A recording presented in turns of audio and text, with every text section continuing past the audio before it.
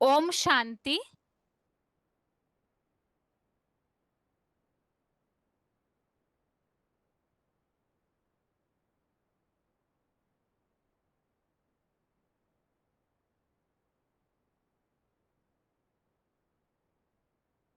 भगवत गीता श्लोक क्लास में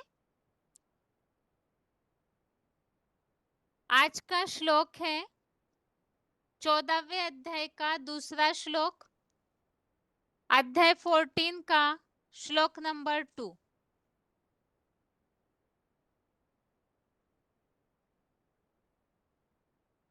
श्लोक है इदं ज्ञानम उपाश्रित्य मम सार्धम्यमागतः सर्गेऽपि नोपजायन्ते प्रलये न व्यथन्ति च। श्लोक दोबारा। इदं ज्ञानम उपाश्रित्य मम सार्धम्य आगतः सर्गेऽपि नोपजायन्ते प्रलये न व्यथन्ति च।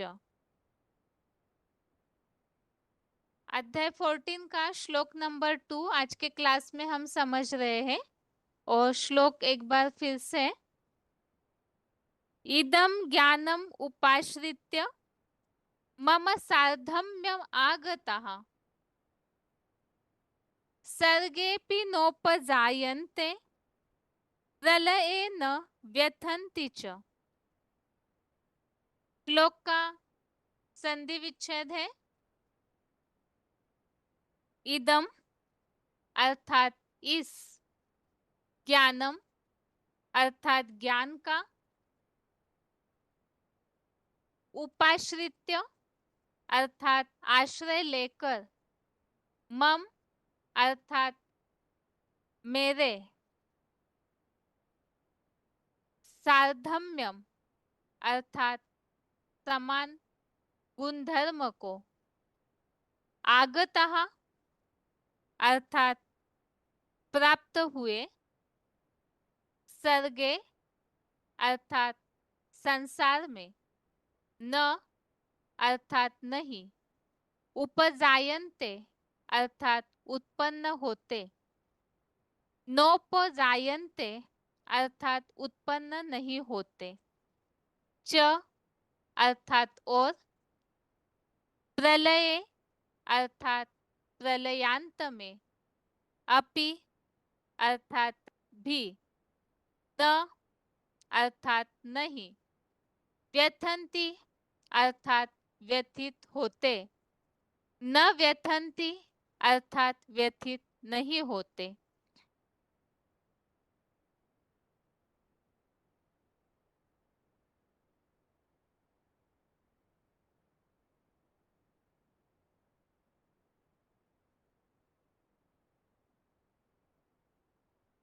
श्लोक का संधि विच्छेद एक बार देखा नहीं है, इसलिए श्लोक का संधि विच्छेद इदम ज्ञानम उपाश्रित्य मम सार्धम्यम आगतः सर्गे अपि न उपजायन्ते प्रलये न व्यथन्ति च। और शब्दों के अर्थ दोबारा।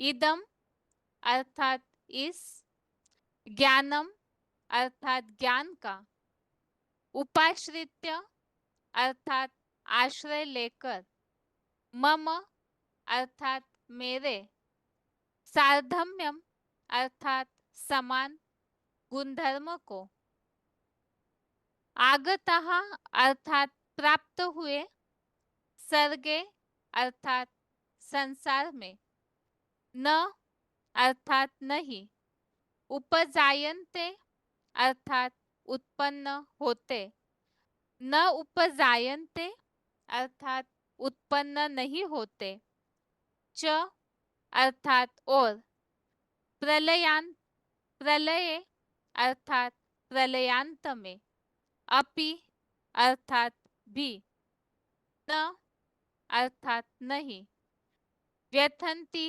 अर्थात व्यथित होते, न व्यथन्ति अर्थात व्यथित नहीं होते।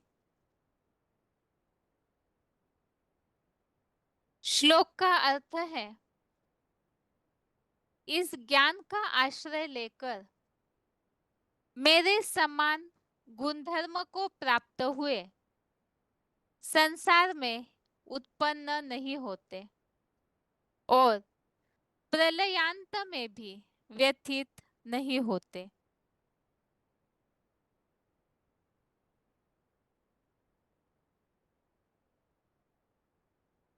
चौदहवें अध्याय के पहले श्लोक में हम इस बात को समझे हैं। जैसे 13वें अध्याय में हमने समझा क्षेत्र और क्षेत्रज्ञ का जो ज्ञान है यही सच्चा ज्ञान है, और 13वें अध्याय के अंतिम श्लोक में हमने समझा क्षेत्र और क्षेत्रज्ञ के अंतर को, साकार और निराकार, इन दोनों को जो सही मायने में समझते हैं तो उनके लिए बताया, और जो प्रकृति के दैहिक प्रकृति से मुक्ति की बात को ज्ञान नेत्र से समझते हैं तो ऐसी आत्माएं परम ब्रह्म लोक को प्राप्त करती है। और इसी संबंधित 14वें अध्याय के श्लोक में हमने समझा कि ये सब ज्ञानों में, अर्थात जितने भी धर्म पिताओं के ज्ञान है वैरायटी, उन सब में ईश्वरीय ज्ञान जो है वो परम श्रेष्ठ है। और इस ज्ञान को जानकर के ऋषि मुनि जन जीते जी स्वर्ग में पहुंचते हैं, अर्थात परम सिद्धि को प्राप्त करते हैं। और आज के श्लोक में और एक बात समझाई हुई है कि ज्ञान का आश्रय लेकर भगवान की पहचान ही वास्तविक ज्ञान है, और उसके साथ साथ देह देह के संबंधी देह के पदार्थों से मुक्ति, देह भान से मुक्ति, और साथ में सृष्टि चक्र का ज्ञान। तो ये सारे ज्ञान को जो जान लेते हैं तो ऐसे ज्ञान का आश्रय लेकर भगवान के समान गुण धर्मों को प्राप्त हुए दोबारा इस संसार में उत्पन्न नहीं होते और प्रलयांत अर्थात विनाश में भी व्यथित अर्थात दुखी नहीं होते हैं। श्लोक का क्लैरिफिकेशन सहित अर्थ है, इस ज्ञान का आश्रय लेकर मेरे समान निर्विकारी निरअहंकारी परम ब्रह्म के गुण धर्म को प्राप्त हुए सत त्रेता के स्वर्ग में जाते हैं, इस दुखी संसार में उत्पन्न नहीं होते और प्रलयांत में भी, महाविनाश में भी व्यथित नहीं होते, प्रायः जन्मों में सुखी ही रहते हैं। तो श्लोक में ज्ञान का महत्व बताया हुआ है।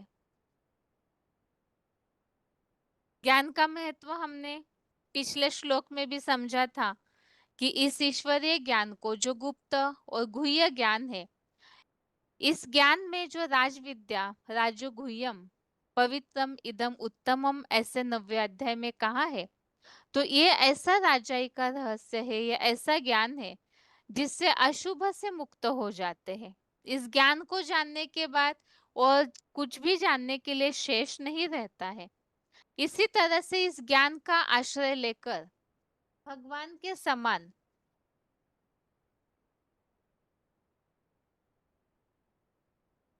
जो निर्विकारी निरहंकारी परम ब्रह्म के गुण धर्मों को प्राप्त हुए, अर्थात परम ब्रह्म लोक की प्राप्ति के लिए परम ब्रह्म के समान गुण प्राप्त करना, गुण धारण करना जरूरी है।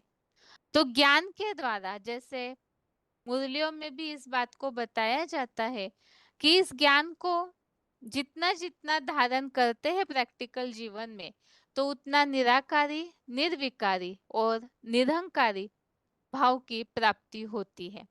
तो ऐसे परम ब्रह्म के गुण धर्मों को प्राप्त हुए सतयुग त्रेता के स्वर्ग में जाते हैं और इस दुखी संसार में उत्पन्न नहीं होते, अर्थात 2500 वर्ष का स्वर्ग भोगते हैं।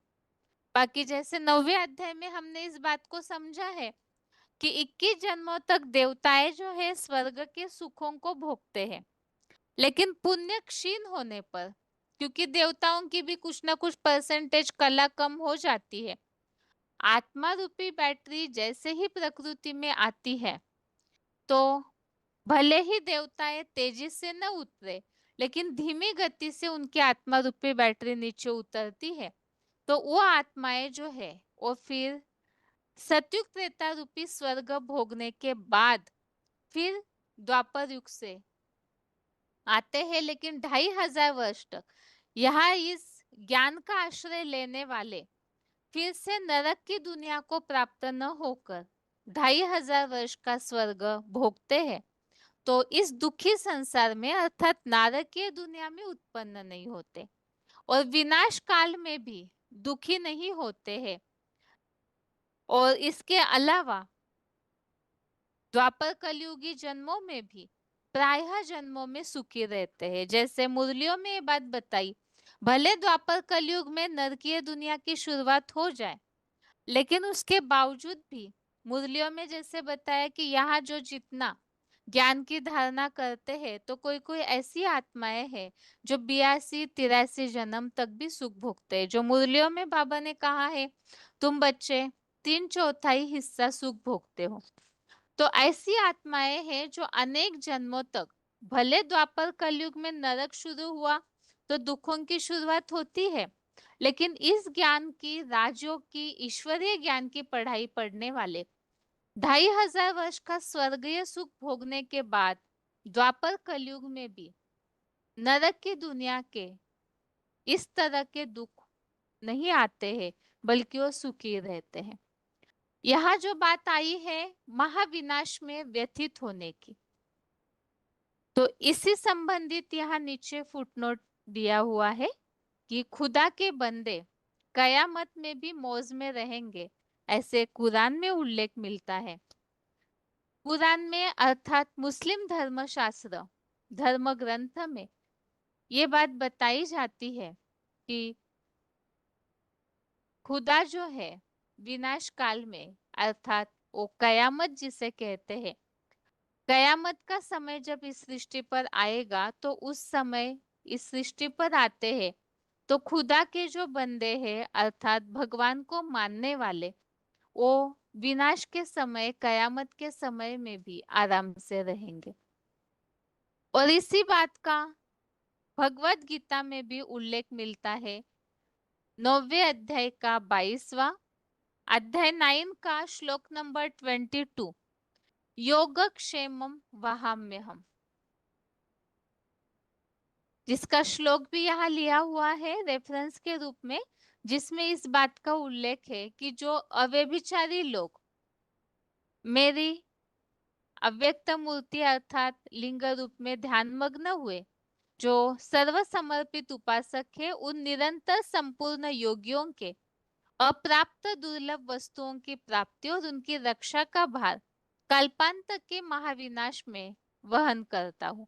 तो भगवान स्वयं, भगवान के जो ऐसे अव्यभिचारी भक्त अर्थात भगवान के ज्ञान का आश्रय लेकर जो चलते हैं, तो उनका, उनकी रक्षा का भार स्वयं भगवान वहन करते हैं। और जैसे मुरलियों में भी कहा है, बाबा की सर्विस में लग जाने से तुम कब अकाल दुकाल आदि में भी भूख नहीं मरेंगे। जो मुरलियों में बताया है, जो भगवान की सर्विस करने वाले हैं, मेरे बच्चों को मैं 2 रोटी और दाल जरूर दूंगा। और इसके लिए बताया है कि परमपिता परमात्मा को पहचानना जरूरी है। तो आज के इस श्लोक में मुख्य बात यही है कि भगवान का ज्ञान का आश्रय लेकर, और ज्ञान कौन सा है, तो क्षेत्र क्षेत्रज्ञ अर्थात साकार में आए हुए निराकार परमपिता को जो जान लेते हैं और उसी तरह निराकारी, निर्विकारी, निरहंकारी ऐसे गुणधर्म को, धारणा को अपना लेते हैं, वो फिर विनाश काल में भी व्यथित नहीं होते और इस दुखी संसार में दोबारा जन्म नहीं लेते। और प्राय जन्मों में अर्थात द्वापर कलयुग में भी जैसे बताया 82-83 जन्म तक भी ऐसी आत्माएं सुखी ही रहती है। और इस श्लोक संबंधित जहाँ उल्लेख है महाविनाश में व्यथित नहीं होते, इसी के लिए ही तीसरे अध्याय का 18वां श्लोक यहाँ रेफरेंस श्लोक हम देखते हैं। अध्याय 3 का श्लोक नंबर 18 है। इसमें भी बताया है कयामत के समय खुदा के बंदे मौज में रहते हैं, शिव बाबा का बन और भूख मरे यह कब हो नहीं सकता। जैसे स्वर्ग में सारे कार्य प्रकृति करती है, वैसे ही सच्चे ब्राह्मण देवों की पालना भगवान बाप करते कराते हैं। ईश्वर के सेवाधारी ब्रह्मावत्स भूख नहीं मरेंगे।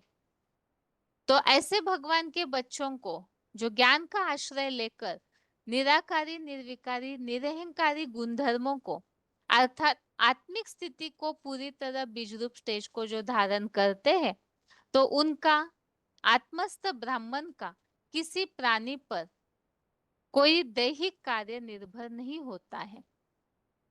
अभी श्लोक में अगला टॉपिक जो है प्रलयांत में व्यथित नहीं होते।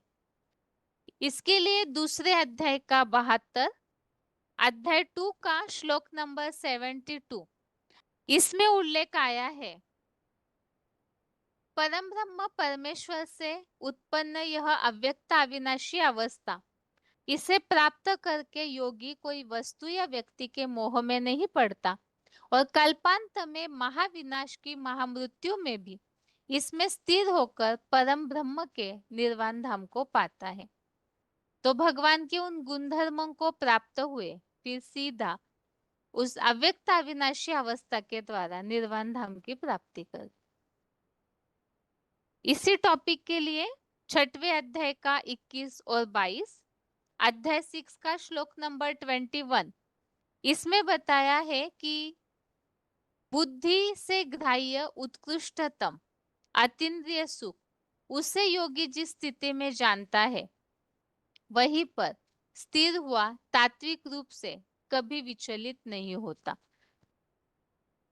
तो यहाँ भी विनाश काल में वो अतीन्द्रिय सुख महसूस करते हैं, भले सारे ही दुखी होते रहे विनाश काल में, लेकिन भगवान के जो बच्चे हैं वो अतीन्द्रिय सुख की महसूसता करते हैं।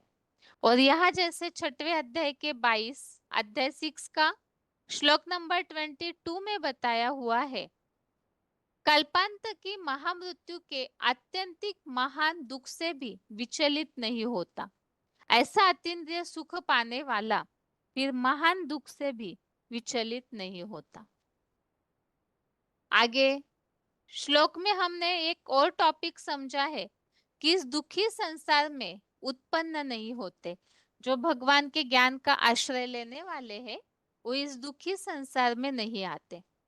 इसके लिए ही चौथे अध्याय का 9वां, अध्याय 4 का श्लोक नंबर 9, इसमें उल्लेख आया है कि जो भगवान के दिव्य जन्मों और कर्मों को जानता है, जो आज के श्लोक में हमने समझा, इस ज्ञान का आश्रय लेना, ज्ञान का आश्रय लेना अर्थात भगवान की पहचान मूल ज्ञान है। और उन्हें जो जान लेते हैं वो फिर देहभान को त्याग कर भगवान को पाते हैं, मुझको पाता है और फिर से इस नारकीय दुखधाम में जन्म नहीं होता, विष्णु लोकीय स्वर्गीय संसार में ही जाता है। पांचवें अध्याय का 17, अध्याय 5 का श्लोक नंबर 17, इसमें भी बताया है भगवान में ही, उसमें बुद्धि युक्त अर्थात भगवान में, उस स्वरूप में ही आत्मवान, उसमें आत्मनिष्ठावान, परम आधारित ज्ञान से धुले पापों वाले लोग यहाँ पुनः वापिस नहीं आते। युधिष्ठिर जैसे सदैह सुखधाम जाते हैं, जो हमने श्लोक में समझा है, पहले श्लोक में जीते जी स्वर्ग में जाना। तो जो ज्ञान का आश्रय लेते हैं अर्थात उसमें परम आधारित ज्ञान से धुले पापों वाले इस संसार में पुनः वापिस नहीं आते। आठवें अध्याय का 16, अगला रेफरेंस श्लोक है अध्याय 8 का श्लोक नंबर 16, इसमें भी बताया है कि मेरे पास पहुंचकर 21 जन्म से पहले इस दुखधाम में नारकीय जन्म फिर से नहीं होता।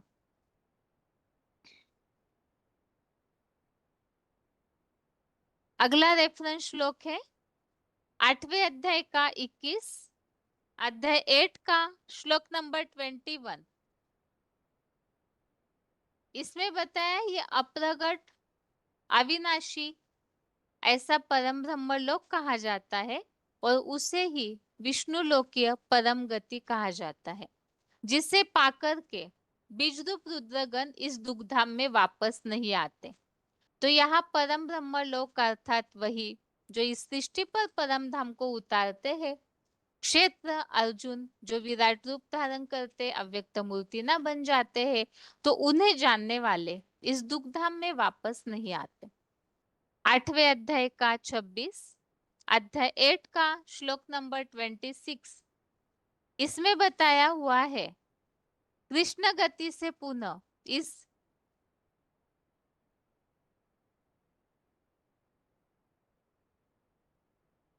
जगत की शुक्ल और कृष्ण ये दोनों गतियां निश्चय ही शाश्वत मान्य है। एक से सीधे 2500 वर्ष नरक में नहीं आते। तो वो है शुक्ल गति, अर्थात ही जो एक तो है विधर्मियों को फॉलो करने वाली गति और एक है सूर्य वंश को अर्थात क्षेत्र को पहचानने का ज्ञान जान करके जो उन्हें फॉलो करते हैं। ब्रह्मा का दिन जिसे कहा हुआ है 8वें अध्याय में, तो ऐसे फॉलो करने वाले फिर नरक में नहीं आते हैं। और 13वें अध्याय का 23, अध्याय 13 का श्लोक नंबर 23। इसमें बताया है हीरो पुरुष और प्रकृति को जो गुणों के साथ जानता है, वो आत्मिक स्थिति का आचरण करता हुआ द्वैतवादी हिंसक दैत्यों के दुखी संसार में लौटकर अगला जन्म नहीं लेता। और 15वें अध्याय का चौथा, अध्याय 15 का श्लोक नंबर 4 है। इसमें बताया है कि उस परम कल्याणकारी पुरुषोत्तम संगम युग से उस अतीन्द्रिय सुखदायी परम पद विष्णु लोक को खोजना चाहिए, जिस वैकुंठ में गए हुए पुनः यहाँ नर निर्मित नरक में नहीं लौटते। तो उस परम पुरुष की शरण लेनी चाहिए। तो यहाँ सारे श्लोकों में अलग अलग शब्दांकनों के साथ यही बात समझाई गई है। जो जान लेते हैं क्षेत्र क्षेत्रज्ञ को अर्थात उस परम ब्रह्म परम पुरुष हीरो पाठधारी जो विष्णु पद प्राप्ति वाले विष्णु लोक की स्थापना करने वाले हैं, तो उन्हें जानने के बाद और उस तरह निर्विकारी निरअहंकारी गुण को धारण करने के बाद ज्ञान का आश्रय लेकर और फिर इस दुखी संसार में नहीं आते, बल्कि जीते जी वैकुंठ में जाते हैं। अर्थात ऐसे गुण धर्मों को जब ज्ञान के आधार से धारण करेंगे अपने में, ऐसी ज्ञान की चैतन्यता लाएंगे, तो ऐसी आत्माएं फिर सीधे ही स्वर्ग में जाते हैं। और द्वापर कलयुग में नरक शुरू होने के बावजूद भी वो सुखी ही रहते हैं। अर्थात सुखी रहे, अपनी स्थिति में रहे, तो स्वर्ग की अनुभूति करते रहते हैं। इस तरह से आज के श्लोक में मुख्य बात है, जो दुनिया में आज सुख के लिए सब तरस रहे हैं क्योंकि नरक है यहाँ पे, तो सुख का मार्ग शांति का मार्ग यही है जो भगवत गीता में बताया है। ज्ञान का आश्रय लेकर के फिर वो न प्रलयांत में व्यथित होंगे, स्वर्गीय दुनिया में जाएंगे और अनेक जन्मों में भी सुखी रहेंगे। तो एक ज्ञान के धारणा मात्र से पूरे युगों की प्राप्ति हो जाती है, सुख शांति की प्राप्ति हो जाती है। अभी श्लोक का उच्चारण सुनते हैं और उसके बाद पॉइंट्स।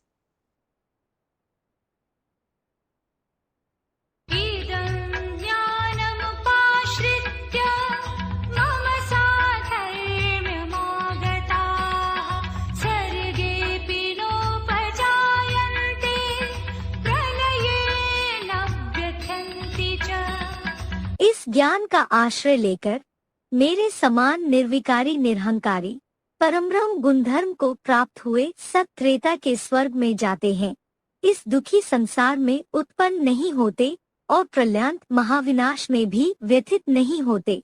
प्रायः अंत तक सुखी ही रहते। खुदा के बंदे कयामत में भी मौज में रहेंगे। कुरान योगक्षेमम वहाँ में हम। देखिए गीता के 9वें अध्याय का 22वां श्लोक।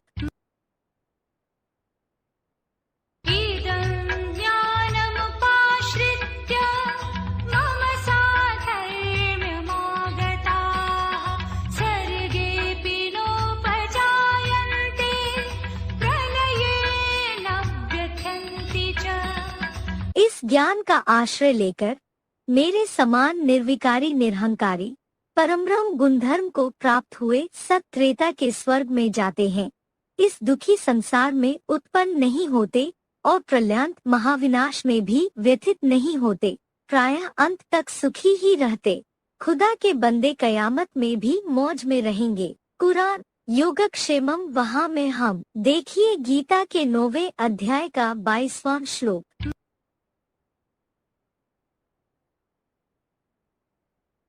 अभी आगे है श्लोक संबंधित पॉइंट्स। वार्तालाप number 260, discussion number 260, 13 minute 13 minutes के बाद से लिया हुआ पॉइंट है। ज्ञान का आश्रय लेकर निर्विकारी निरअहंकारी बन जाते हैं। ज्ञान संपूर्ण होगा तब संपूर्ण निरहंकारी स्टेज बनेगी। निर्विकारी बनेंगे, निरहंकारी बनेंगे कि अधूरे ज्ञान से बन जाएंगे। संपूर्ण बनने के लिए संपूर्ण ज्ञान भी चाहिए। अधूरा ज्ञान है तो अधूरी प्राप्ति है। अगला पॉइंट है वार्तालाप number 421, discussion number 421, 29 minute 29 minutes के बाद से लिया हुआ पॉइंट है। निराकारी निरअहंकारी निर्विकारी गुणधर्म वाले महाविनाश में भी व्यथित नहीं होते। और कहते हैं कि एक मुन्नी में बोला है कि शरीर सहित मैं अपने बच्चों को ले जाऊंगा तो कैसे? शरीर सहित ले जाऊंगा, मैंने कहाँ ले जाऊंगा? परम धाम शरीर जाता है। भाई मुरली बोला कि तुम्हारे शरीर को परम धाम ले जाऊंगा। सीधे से हमने सोचे बाबा से पूछेंगे। नहीं, ये बोला है बच्चे परम धाम को इस सृष्टि पर उतार लेंगे। माने परम धाम में जैसी निराकारी निर्विकारी निरहंकारी स्टेज होती है, ऐसी स्टेज तुम्हारी इस सृष्टि पर ही कोई ऐसा स्थान होगा, तुम ब्राह्मणों का ऐसा संगठित रूप होगा जहाँ तुम निराकारी निर्विकारी निरहंकारी स्टेज में रहेंगे। भले दुनिया में कितना भी विनाश होता रहे, तुम्हारा कोई संकल्प नहीं चलेगा हाँ हमारा क्या होगा। दुनिया में जैसे भूकंप आएंगे, मकान हिलेंगे, बिल्डिंगें गिरेंगी, तो लोग दब दब करके मरेंगे, आतंक फैलेगा कि नहीं फैलेगा। लेकिन जो ऐसे संगठन में रहेंगे जो बाप का घर होगा, आत्मिक स्टेज में रहने वाले बच्चों का घर होगा, ऐसा संगठन होगा, वहां सबकी आत्मिक स्टेज बनी हुई होगी। ये बोला है। वहां शरीर तो होगा, लेकिन स्टेज कैसी होगी? निराकारी स्टेज।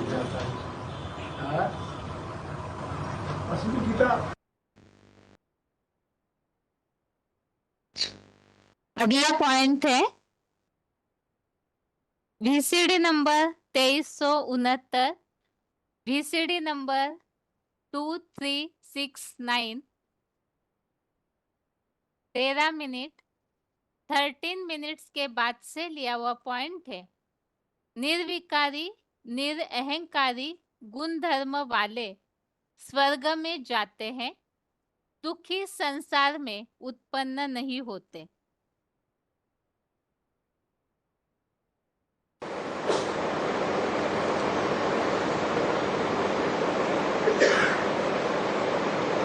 तो देवताओं को स्वर्ग का वर्षा कैसे मिला है?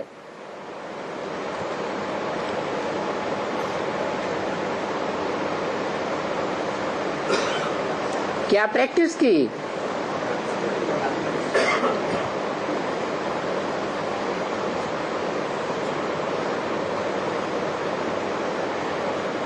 जो स्वर्ग में गए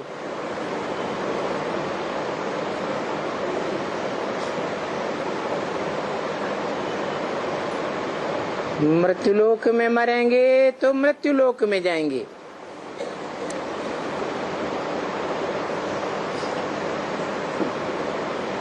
और स्वर्ग में शरीर छोड़ेंगे तो स्वर्ग में जाएंगे।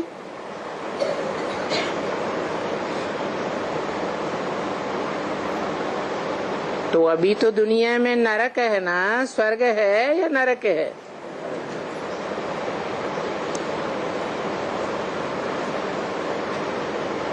सारी दुनिया में नरक का वातावरण है, नरक का वाइब्रेशन है।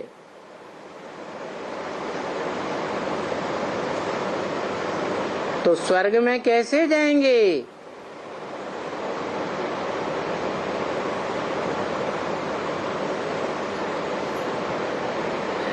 लक्ष्मी नारायण के चित्र में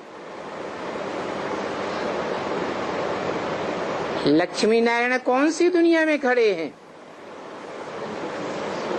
है लक्ष्मी नारायण,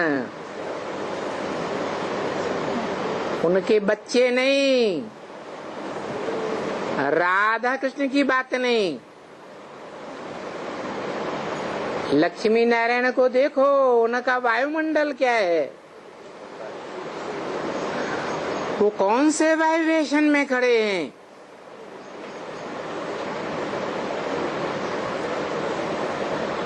उनके चारों ओर जो वाइब्रेशन है, कौन सा वाइब्रेशन है?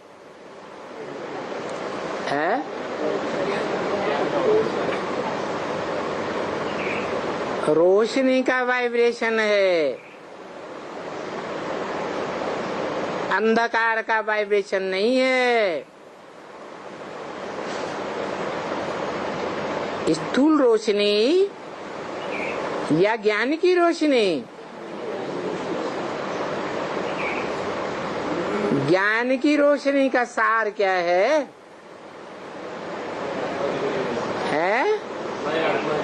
आत्मिक स्थिति। निरंतर आत्मिक स्थिति होगी तो लक्ष्मी नारायण जैसा वाइब्रेशन बनेगा। उस वाइब्रेशन में शरीर छोड़ेंगे तो स्वर्ग में ही रहेंगे, स्वर्ग में ही जाएंगे।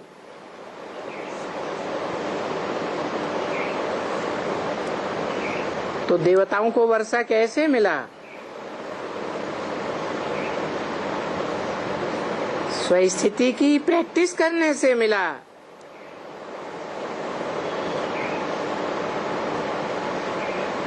देवान की दुनिया का वाइब्रेशन छोड़ दिया,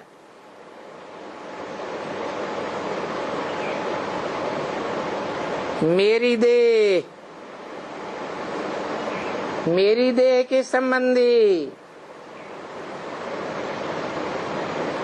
मेरी देह के पदार्थ,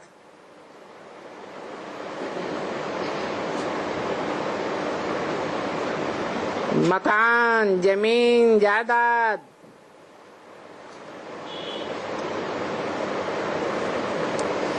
इसका मनोबुद्धि से त्याग कर दिया, नष्ट हो मोह।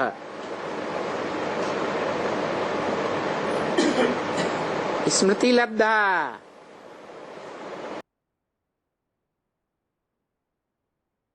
अगला पॉइंट है VCD नंबर 192, VCD नंबर 192, 1 घंटा 3 मिनट, 1 आवर 3 मिनट्स के बाद से लिया हुआ पॉइंट है। प्रायः जन्मों में सुखी ही रहते हैं। जो श्लोक में हम समझे हैं कि जो निर्विकारी निरंकारी गुणधर्म को ज्ञान का आश्रय लेकर धारण करते हैं वो स्वर्ग में ही जाते हैं, इस दुखी दुनिया में नहीं आते और प्राय जन्मों में सुखी ही रहते हैं। इसलिए बाप कहते हैं कि मैं 82-83 जन्म ज्यादा से ज्यादा सुख देता हूँ। क्या ऐसे पौना हिस्सा सुख सभी बच्चों को देता हूँ जो मेरे बच्चे बनते हैं। 9 लाख तुम्हारे लिए, 9 लाख के लिए है पौना हिस्सा सुख और चौथाई हिस्सा दुख कलयुग में। और दूसरे धर्म वालों का आधा सुख है और आधा दुख है। लेकिन तुम पौना हिस्सा सुख पाने वाले बच्चों में भी कोई श्रुड बुद्धि बच्चे ऐसे भी हैं जो अपनी बुद्धि का गलत प्रयोग नहीं करते। क्या विनाशकारी बुद्धि नहीं है, जैसे बाप चलाना चाहता है वैसे ही चलते, पूरे मन मना भाव होकर रहते हैं। जो बाप का संकल्प सो बच्चों का संकल्प, संकल्प मात्र तक भी बाप को फॉलो करने वाले बच्चे हैं। ऐसे बच्चे जो हैं वो 82-83 जन्म तक भी सुख में रह सकते हैं। तो कितनी बड़ी प्राप्ति है। अगला पॉइंट है selected point number 1091, selected point number 1091। खुदा के बंदे कयामत में भी मौज में रहेंगे। नेपालमा अहिले यो भूकम्प हुआ। हाँ, यो भूकम्प तपाईँको यो के अरे चाहिँ विनाशको सुरुवात त होइन बाबा? ये तो कुछ भी नहीं हुआ है। ये तो आपको जागरण करने के लिए हुआ कि सब धंधों में है नुकसान, सब धंधों में नुकसान है, उनको छोड़ दो। जल्दी जल्दी ईश्वरीय ज्ञान में आ जाओ, बाप के बन जाओ। बाप के बच्चे बनेंगे, बाप का धंधा करेंगे तो बाप तुम्हारे ऊपर छत्र छाया लेकर के खड़ा रहेगा, तुम्हें डर भी नहीं लगेगा। अरे अभी भूकंप हुआ, आओ जोर से हो, कुछ नहीं बिगड़ेगा। अरे ये तो मुसलमानों की कुरान में भी लिखा हुआ है कि विनाश के टाइम पर जो खुदा के बंदे हैं वो बड़े मौज में रहेंगे। तो आपको मौज में रहना है या जब भूकंप आता है तो दुखी होकर के इधर उधर भागना है? मौज में है ना, है। अभी तो कुछ भी नहीं हो रहा है। अभी तो इंडिया में भी हुआ भूकंप, दिल्ली में भी हुआ, नेपाल में भी हुआ।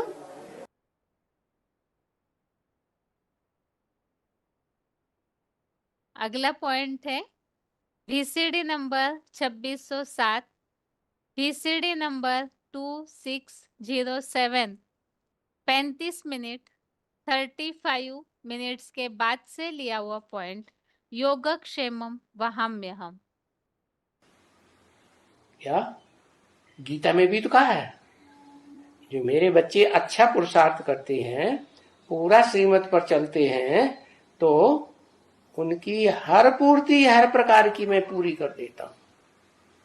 और जो पूर्ति कर देता हूं उस प्राप्त की हुई चीज की सुरक्षा भी करता हूं। तुमको उसकी सुरक्षा भी करने की दरकार नहीं। गीता में बोला ना, योग क्षेमम वहाम्यहम। योग माने जिस चीज की प्राप्ति नहीं हुई है वो उसका योग हो जाएगा, मिल जाएगी। और जो मिली हुई चीज है क्षेमम, उसकी सुरक्षा करूंगा। तो यहां तो तुमको कुछ भी मांगने की दरकार नहीं है। बाप तो स्वतः ही पुरुषार्थ अनुसार सब कुछ देते रहते।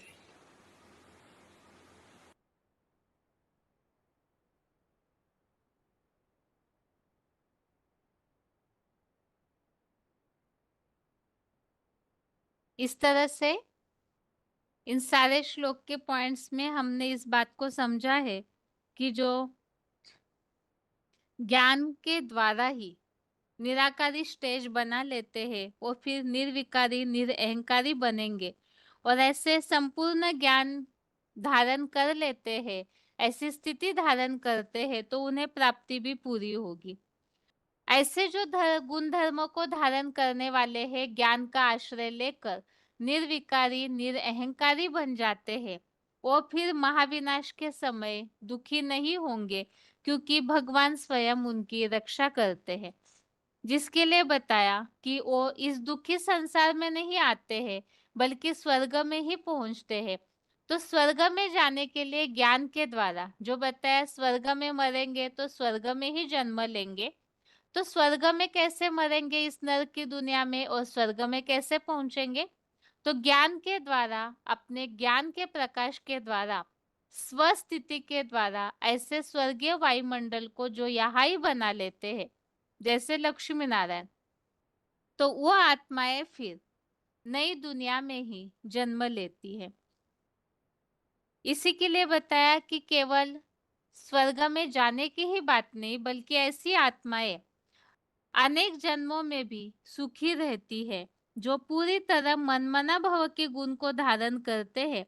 तो ऐसी आत्माएं अनेक जन्मों तक भी सुखी रहते हैं, जो बाबा ने बोला है 3/4 हिस्सा 82-83 जन्म का भी सुख उन्हें मिलता है। इसके अलावा हमने समझा कि खुदा के बंदे मौज में रहेंगे, ज्ञान का आश्रय लेने वाले महाविनाश में भी दुखी नहीं होते। इसी बात के लिए कुरान में भी लिखा हुआ है कि कयामत के समय खुदा के बंदे मौज में रहते। जैसे पॉइंट में हमने समझा, भूकंप होता है, धरनीकंप होता है, लेकिन जो ईश्वरीय सेवा में लगने वाले हैं तो निश्चिंत रहेंगे क्योंकि भगवान की छत्र छाया ऐसे बच्चों पर रहेगी। जो हमने पॉइंट में समझा है कि शिव बाबा का बन ईश्वरीय सेवा करने वाले ब्राह्मण वत्स भूख मरे, ये हो नहीं सकता है। और उन्हीं के लिए गीता में बोला हुआ योगक्षेमम वहाम्यहम्, ऐसों की रक्षा का भार स्वयं भगवान वहन करते हैं।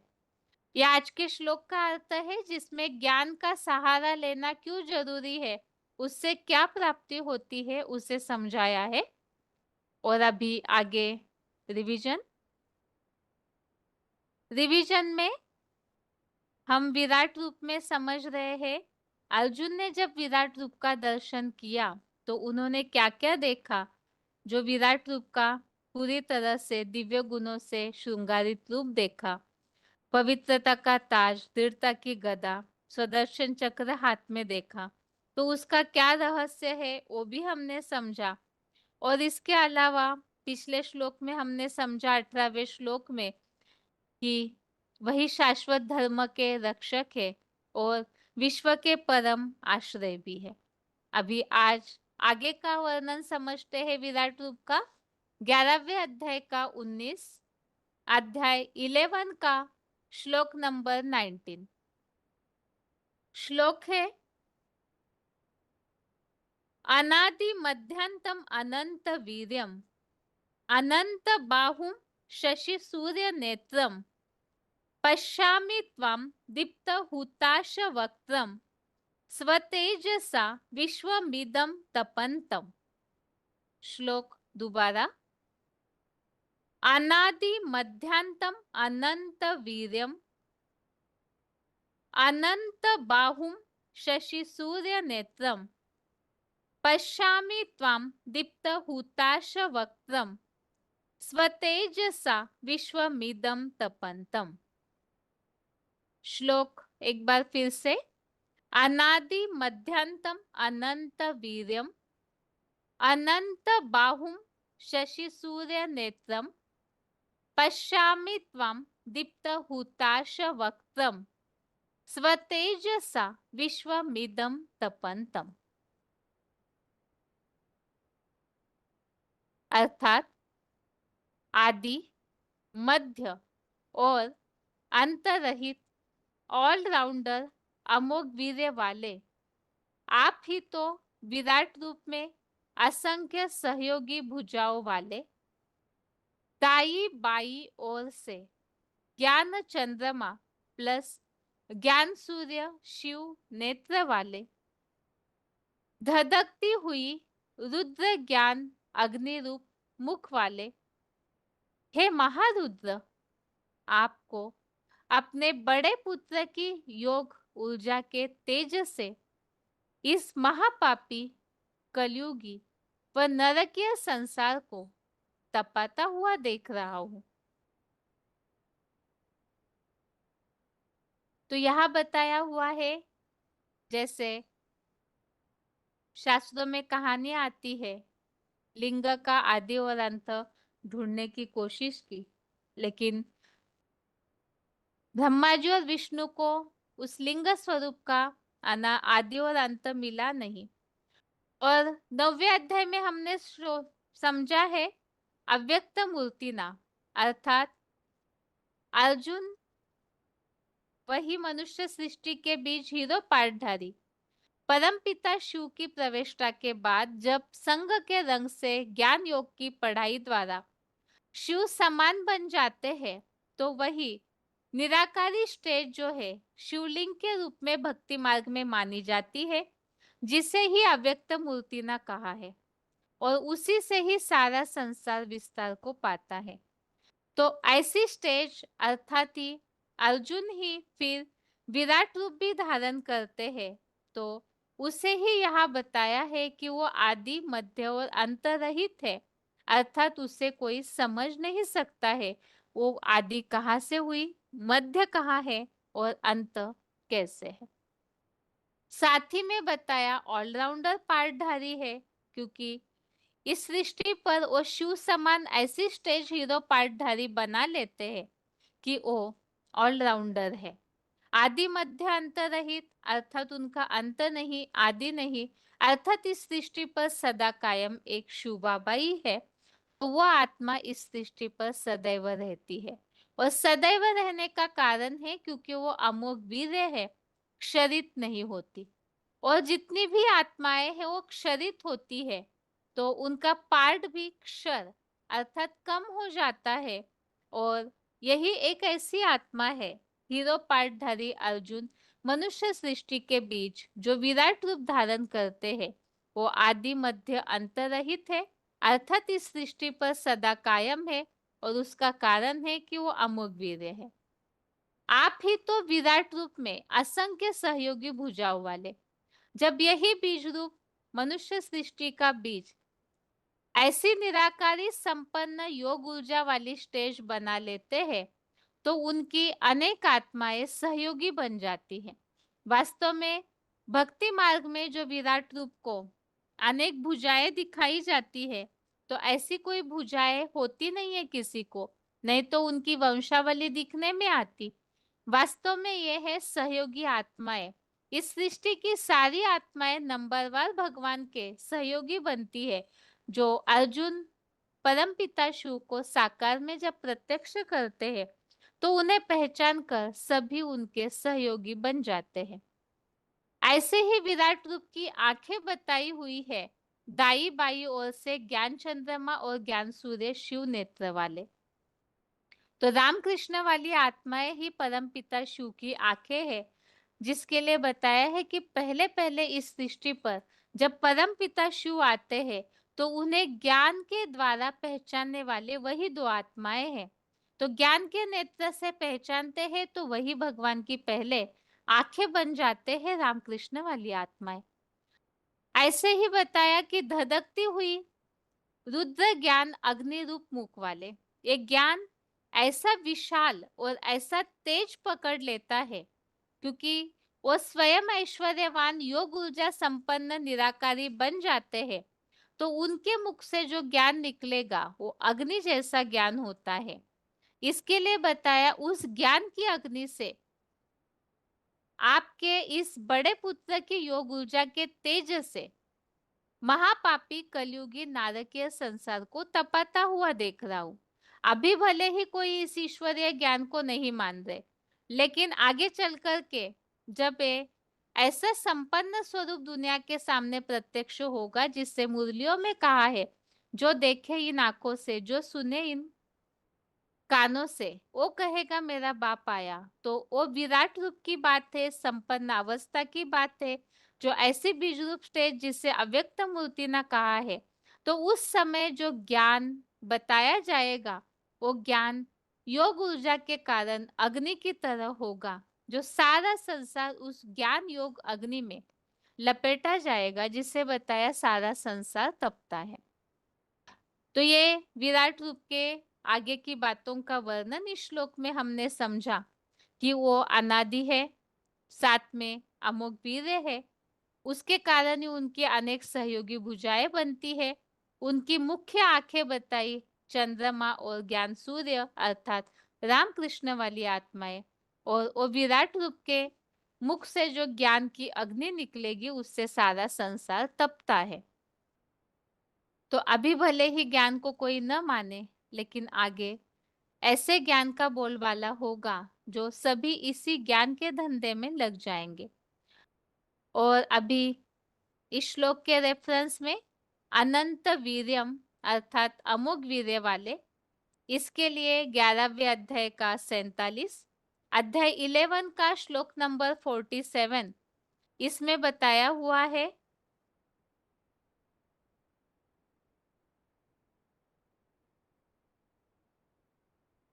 यहाँ अनंतम अर्थात अनंत गुण वाला, इस तरह से उल्लेख आया है अनंत वीर्यम।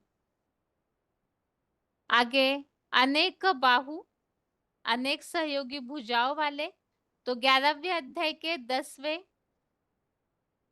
और 11वें श्लोक में इसमें भी यहाँ अनेक वक्त्र नयनम अर्थात अनेक मुख और नेत्र वाले इस रूप में उल्लेख आया है। और 11वें अध्याय का 16, अध्याय 11 का श्लोक नंबर 16, इसमें उल्लेख आया हुआ है अनेक राजोग सहयोगी भुजाओं वाले, अनेक बाहु दरवक्त्र नेत्र। और इसके अलावा न अंत न मध्य, तो इसमें भी बताया आपके न अंत को, न मध्य को, न आदि को ही देख पाता हूं। अनंत अर्थात आदि रहित और अंत रहित, इसके लिए 11वें अध्याय का 37, अध्याय 11 का श्लोक नंबर 37, इसमें बताया हुआ है अंतहीन गुण वाले। और 11वें अध्याय का 40, अध्याय 11 का श्लोक नंबर 40, इसमें उल्लेख आया है अनंत वीर्यम के रूप में। 11वें अध्याय का 38, अध्याय 11 का 38, इसमें भी उल्लेख आया है विश्व अनंत रूपम अर्थात अनंत गुण रूप आपसे ही विश्व फैला हुआ है। अनादि अर्थात आदि रहित, इसके लिए 10वें अध्याय का 3, अध्याय 10 का श्लोक नंबर 3, इसमें बताया हुआ है मुझ शिव बाबा को जो अजन्मा और अनादि ऐसे जानता है, तो अनादि है। और 13वें अध्याय का 12, अध्याय 13 का श्लोक नंबर 12, इसमें बताया है वह आदि रहित है। अनादि और आदि रहित, इसके लिए 13वें अध्याय का 31, अध्याय 13 का श्लोक नंबर 31, इसमें भी उल्लेख आया हुआ है कि वह परमात्मा अनादि है और त्रिगुण रहित होने से अमोघ वीर्य है। इस तरह से 11वें अध्याय के 19वें श्लोक में मुख्य हमने समझा कि वो अनंत है, आदि अनादि है, और साथ में ही उनकी सारी सहयोगी भुजाएं बनती है और उनके ज्ञान से सारा विश्व तपता है। अभी श्लोक संबंधित पॉइंट समझते हैं, जिसमें बताया है भगवान के योग ऊर्जा की ताकत।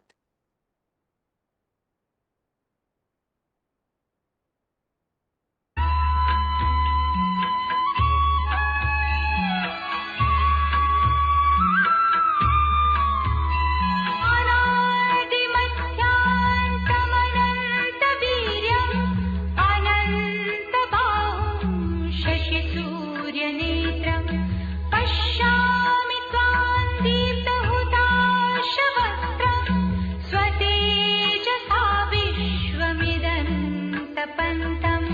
अनादि मध्यांतम अनंत वीर्यम, आदि मध्य और अंत रहित अमोघ वीर्य वाले, अनंत बाहुम, असंख्य सहयोगी भुजाओं वाले, शशि सूर्य नेत्रम, ज्ञान चंद्रमा प्लस ज्ञान सूर्य नेत्र वाले, दीप्त हुताश वक्त्रम, धधकती हुई अग्निरूप मुख वाले, त्वाम स्वतेत्सा, आपको अपने तेज से, इदम विश्वम तपंतम पश्यामि, इस संसार को तपाता हुआ देख रहा हूँ।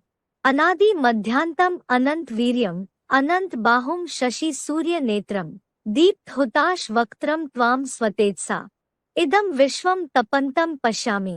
भावार्थ, आदि मध्य और अंत रहित ऑलराउंडर अमोघ वीर्य वाले आप ही तो विराट रूप में असंख्य सहयोगी भुजाओं वाले, दाईं बाईं ओर से ज्ञान चंद्रमा प्लस ज्ञान सूर्य शिव नेत्र वाले, धधकती हुई रुद्र ज्ञान अग्निरूप मुख वाले, हे महारुद्र, आपको अपने बड़े पुत्र की योग ऊर्जा के तेज से इस महापापी कलियुगी व नारकीय संसार को तपाता हुआ देख रहा हूँ। तो बाप श्लोक संबंधित पॉइंट्स है अभी। आदि और अंत रहित ऑलराउंडर बताते हैं, तुमने पूरा 84 जन्म लिया है। VCD नंबर है 2341, VCD नंबर 2341। तुमने माने किसने है? किससे बात किया? अरे है अपने बड़े बच्चे से बात किया कि तुमने पूरे 84 जन्म लिए हैं, ऑलराउंड पार्टदारी तुम हो। और जो 500-700 करोड़ मनुष्य आत्माएं हैं, उनके पूरे 84 जन्म नहीं हो सकते। इसलिए तुम्हारा नाम शास्त्रों में गाया हुआ है। जिसको किसी ने मरते हुए नहीं देखा, जिसको किसी ने जन्म लेते हुए नहीं देखा, दुनिया में कोई नहीं जानता कि उसके माई बाप कौन है। किसके है? मनुष्य सृष्टि का जो बाप है, सभी धर्मों में मनुष्यों के द्वारा माना हुआ है। इस्लामी मानते हैं आदम, मुसलमान क्रिश्चियन मानते हैं एडम, सृष्टि का पहला मनुष्य। जैनी लोग भी मानते हैं आदिनाथ। हिंदुओं में तो आदिदेव प्रसिद्ध है। तुम आदिदेव है, पुरुष है, पुराण है, तुमस्य विश्वस्य परम निधानम।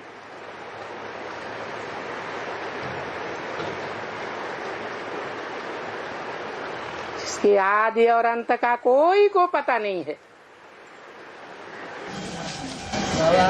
हाँ जी, शंकर को अमोर भी दिखाते हैं शास्त्रों में। एक तरफ स्पीते हुए भी दिखाते हैं, स्पीते चित्र में दिखाते हैं इस विश्व। हाँ, और अमोघ वीर दिखाते हैं। अमोघ वीर माना उनकी शक्ति क्षीण नहीं होती है, बताया। हाँ जी, माना शक्ति माना आत्मा की शक्ति है, शरीर पॉइंट है अमोघ वीर्य के लिए। वार्तालाप नंबर 295, डिस्कशन नंबर 295। शरीर की शक्ति क्षीण होती है ना, आत्मिक शक्ति क्षीण होती है। शरीर में क्षीणता आवेगी तो आत्मा में भी क्षीणता आएगी।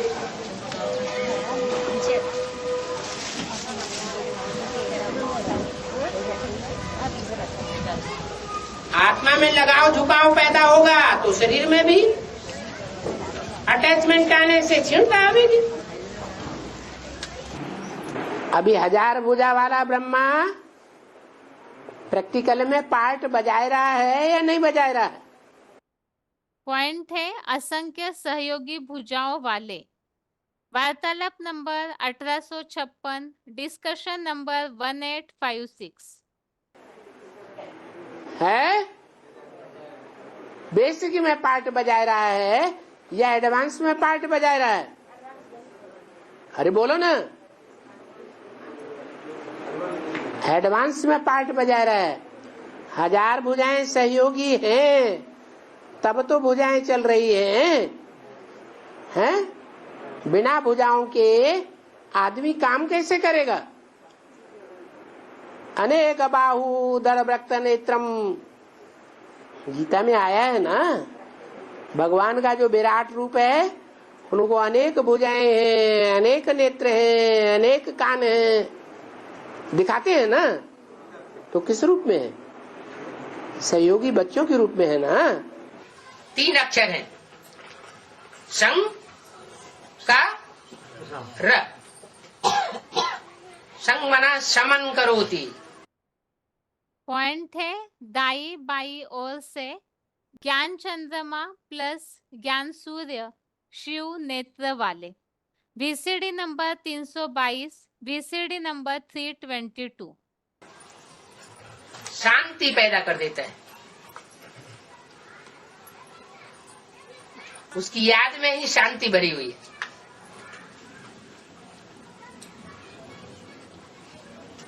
शिव का कृष्ण, जो मनुष्य आत्माओं को आकृष्ट करता है, उनके दिल को खींचता है अपनी तरफ। और राम, जिसमें योगी आत्माएं रमण करती है।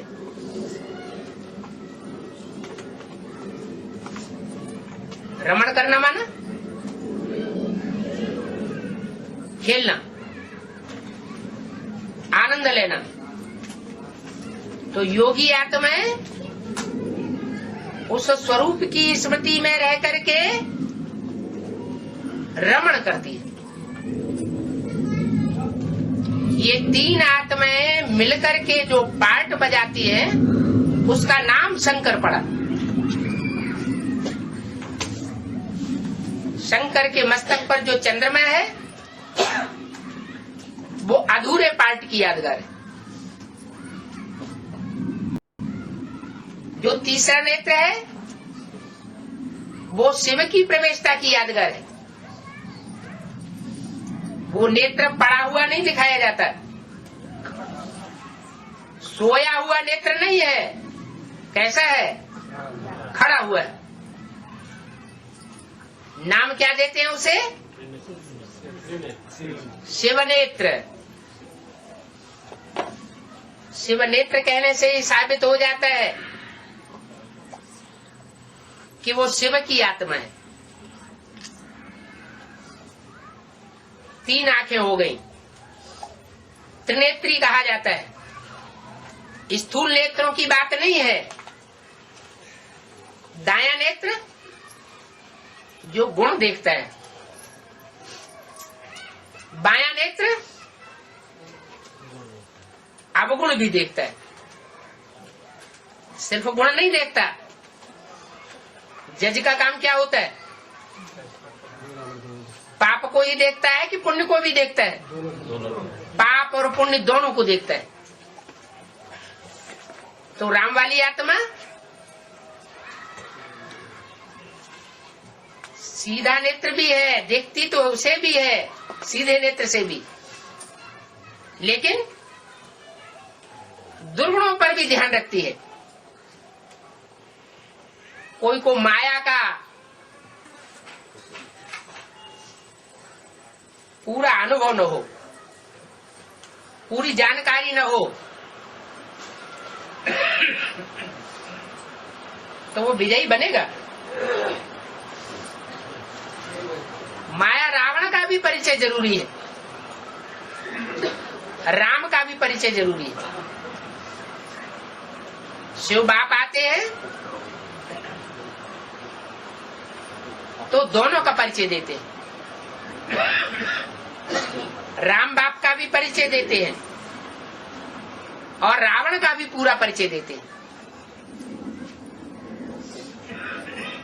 दोनों की जानकारी जरूरी है।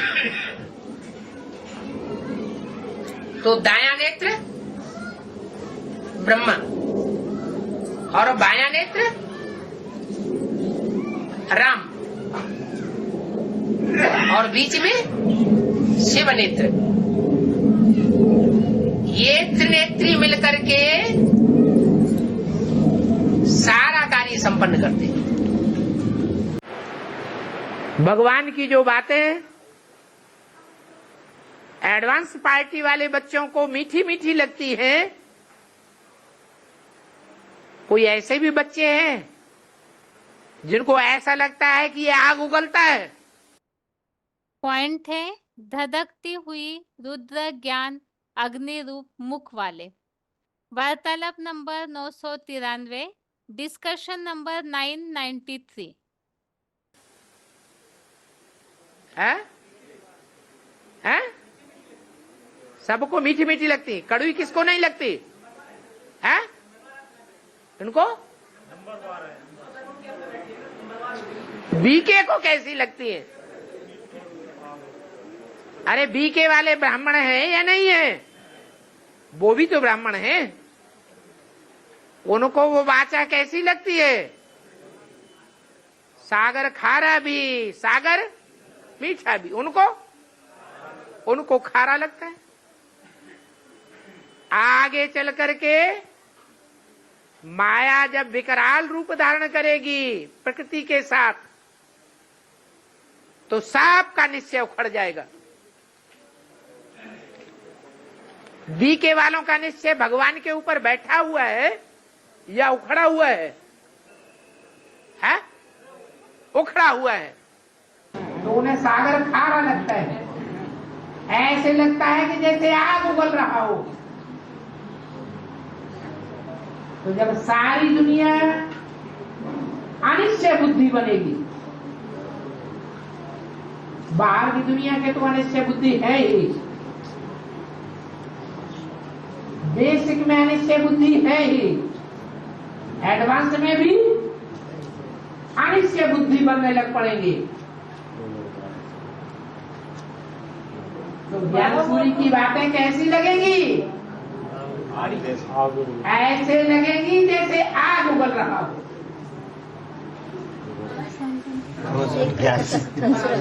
ओज किसे कहते हैं? तेज।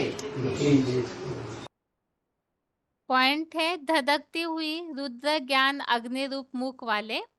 वार्तालाप नंबर 480, डिस्कशन नंबर 480। ऑन, ओज ऑफ नहीं, ओज ऑन।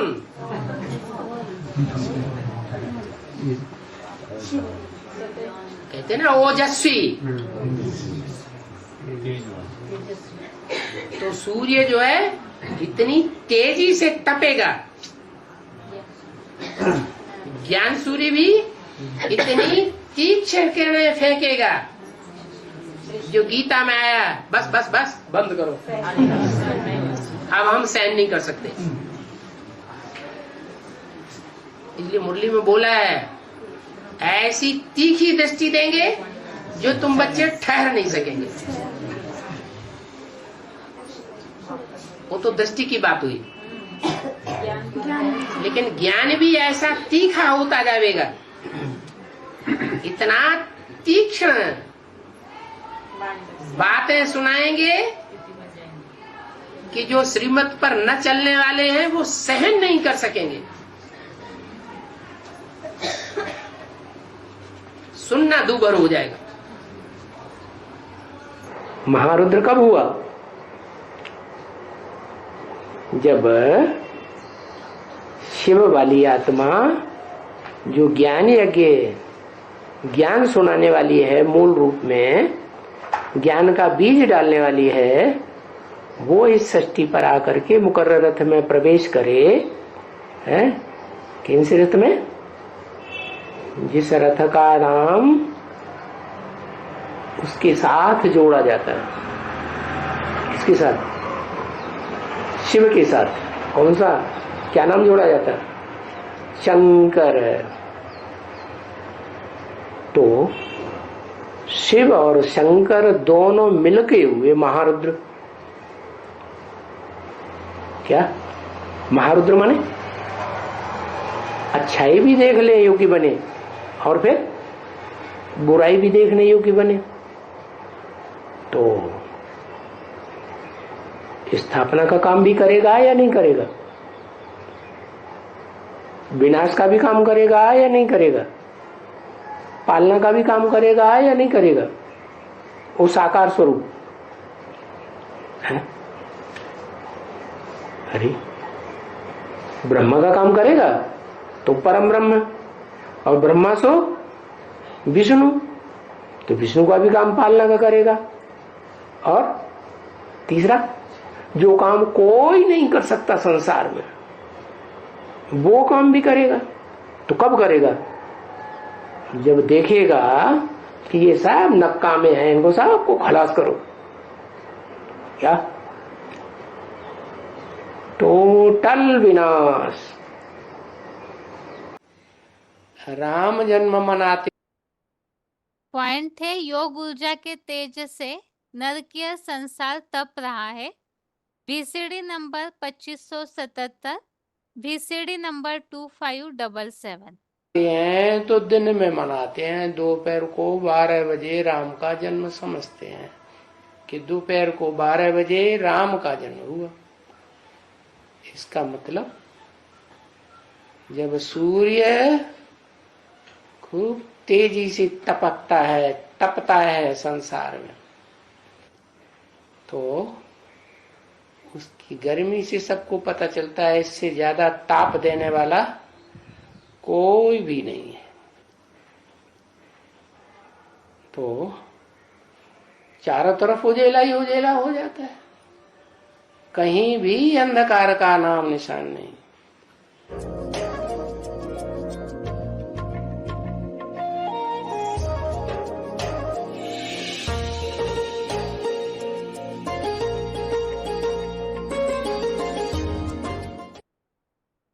अभी आगे है, आज के श्लोक को एक बार रिवाइज करके आज का क्लास पूरा करते हैं। 14वें अध्याय का दूसरा श्लोक, अध्याय 14 का श्लोक नंबर 2। श्लोक है, इदम ज्ञानम उपाश्रित्य मम सार्धम्य आमागतः सर्गेऽपि नोपजायन्ते प्रलयेन व्यथन्ति च। श्लोक दोबारा, इदम ज्ञानम उपाश्रित्य मम सार्धम्य आगतः सर्गेऽपि नोपजायन्ते प्रलयेन व्यथन्ति च। अर्थात इस ज्ञान का आश्रय लेकर मेरे समान निर्विकारी निरअहंकारी परम ब्रह्म के गुण धर्म को प्राप्त हुए सतयुग त्रेता के स्वर्ग में जाते हैं, इस दुखी संसार में उत्पन्न नहीं होते और प्रलयांत महाविनाश में भी व्यथित नहीं होते, प्राय जन्मों में सुखी ही रहते। और नीचे फुटनोट दिया हुआ है, खुदा के बंदे कयामत में भी मौज में रहेंगे, ऐसे कुरान में लिखा हुआ है। और 9वें अध्याय के 22वें श्लोक में आया है योगक्षेमम वहाम्यम। श्लोक को हमने पॉइंट्स के साथ समझा है, जो इस प्रकार कि ज्ञान का आश्रय लेकर भगवान ही एक परम श्रेष्ठ ज्ञान सुनाते हैं, जिस ज्ञान से परम ब्रह्म लोक की प्राप्ति होती है। तो ऐसे ज्ञान का आश्रय लेकर जो निर्विकारी निरंकारी बनते हैं, अर्थात भगवान के ज्ञान को पूरी तरह समझेंगे, धारण करेंगे, तो निर्विकारी निरहंकारी बनेंगे। और ऐसी आत्माएं अर्थात संपूर्ण आत्मिक स्थिति जो धारण करते हैं, वो फिर स्वर्ग में जाते हैं, इस दुखी संसार में नहीं आते। अब जो इस नरक में रह रहे हैं, वो फिर स्वर्ग में कैसे पहुंचेंगे?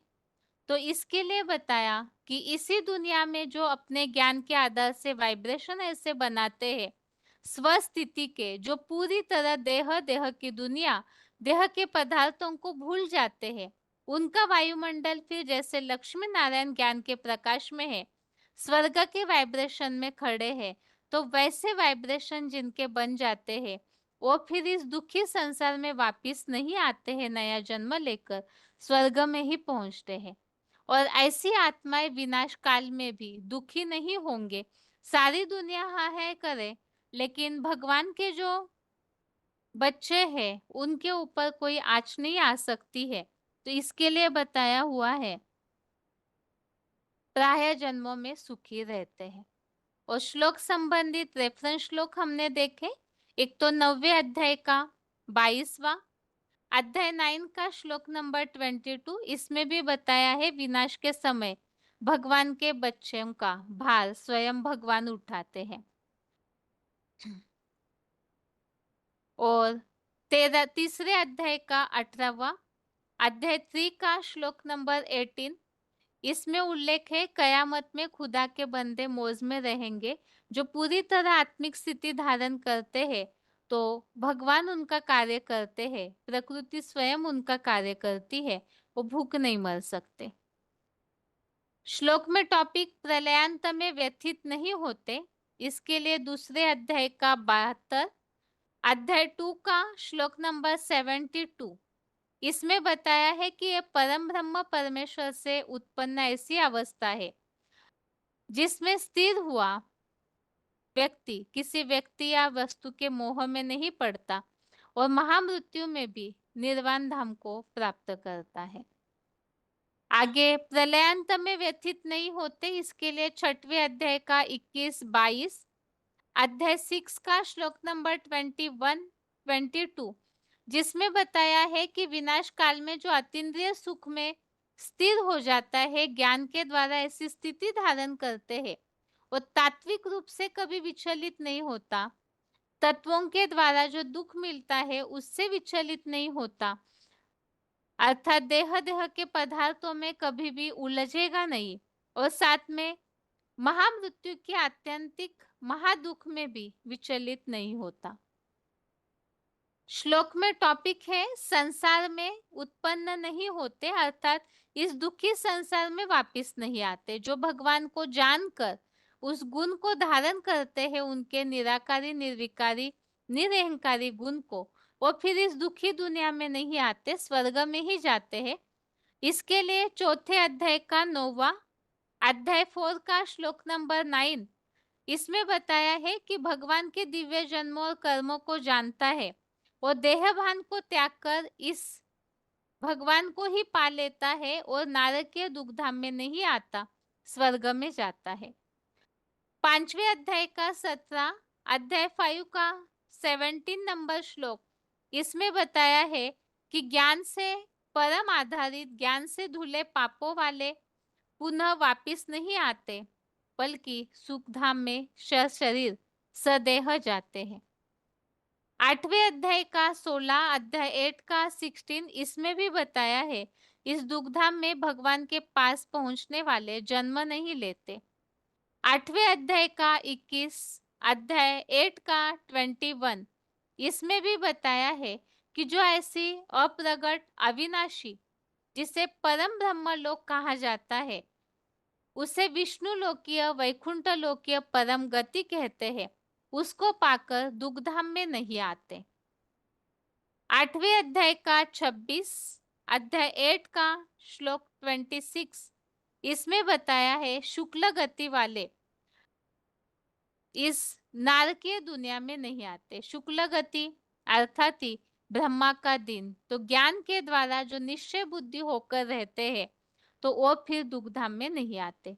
13वें अध्याय का 23, अध्याय 13 का 23 नंबर श्लोक, इसमें भी बताया है कि भगवान को जानकर, प्रकृति पुरुष के रहस्य को जानकर अर्थात ज्ञान लेकर जो आत्मिक स्थिति का आचरण करता है, वो इस दुखी संसार में लौटकर नहीं आता।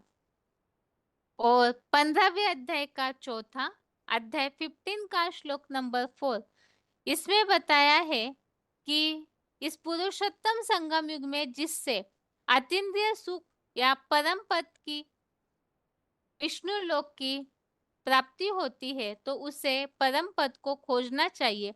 जिस वैकुंठ में गए फिर इस नरकीय दुनिया में नर निर्मित नरक में नहीं लौटते हैं।